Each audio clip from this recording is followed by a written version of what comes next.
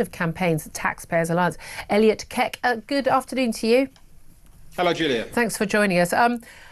This is one of those deep sigh stories, and this is just one of those things where, like, there's a lot of problems in London, our capital city. I don't like to get too London-centric, but, there's a lot of problems. We've got stabbings, we've got goodness knows what's going on. I mean, it's just, crime on the streets. We've been talking about shoplifting throughout the show.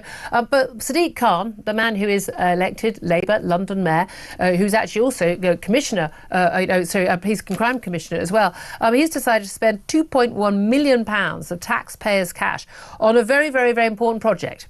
Tell us what that project is.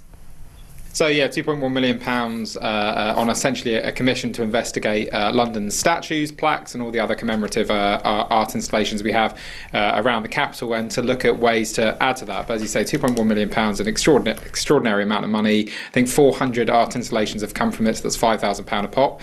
And at the same time, congestion's getting worse, knife crime's going up, and house building isn't increasing. Yeah, so the stuff that people actually care about. Now, again, this all goes back to Black Lives Matter and the toppling of statues, and we saw what happened in Bristol, and, if you've been money's come from slavery, then, your statue must go. The reality is, an awful lot of people we've got statues to around the country, and certainly in London, are people from a, distant past where a lot of bad things happened. A lot of bad things were done by a lot of people at that time. The world was a nasty, brutish place. We've moved on. You'd think we'd celebrate that. But so it's not only in favour of, with this investigation of, like, taking down statues and artwork that commemorates people who are now judged to be bad people, but and should be unseen, but also commissioning work that is now considered woke. But again, I'm wondering where the demand is for this.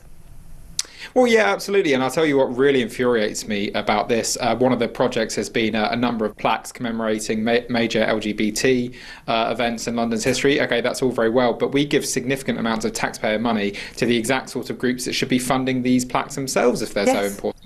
Taxpayers fund these organisations to a massive amount. But also, again, we're not...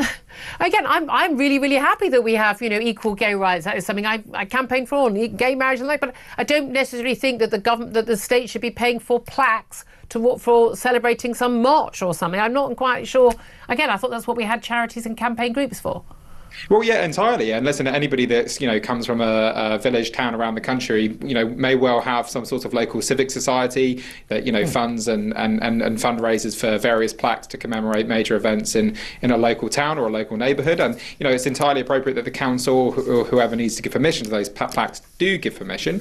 And, it's entirely appropriate that, that there are some of these plaques designed and placed on, London's buildings. But the idea that we should have to be paying it from ourselves when we already give significant amounts of taxpayer cash to these charities is for the birds. It is bizarre. Again, the cash was contributing. It included 5 rainbow plaques of a pride movement, a sound installation to highlight stories from working class women on the Olympic Park in East London, and a walk of fame, stars in the pavement to celebrate migrant workers in Cricklewood. A lot of people are saying woke waste. I would certainly say that. But also, it's this weird idea that we need to sort of wipe our history. We know what happened in the past. I don't think there's anyone alive today going, it's a really, really, really good thing that black Africans were taken from their homelands and put aboard horrific ships and used as slaves, treated as cattle. No one's saying that. So why if you want to have a plaque explaining what this person did, maybe that's useful. But it's quite bizarre trying to sort of rewrite our history. That's the bit I don't understand. Yeah, absolutely. We'd be far better off focusing on the problems that affect in particular the black community today, in particular knife crime, which is soaring across London, and where black kids are primarily the victims, or certainly disproportionately the victims, and yet Sadiq Khan seems to show absolutely no interest in that. If he wanted to focus on improving the lives of working class Londoners, he'd be focusing on decreasing the amount of congestions there is on the road, so that particularly van workers are able to get around, but he's not interested in those problems, and that's partly because he's caused those problems himself. Well, indeed, but again, it's just about all this stuff is actually about dividing people rather than uniting people, which is one of the most frustrating things. Elliot Keck, thank you for joining us, Head of Campaigns at TaxPayers Alliance.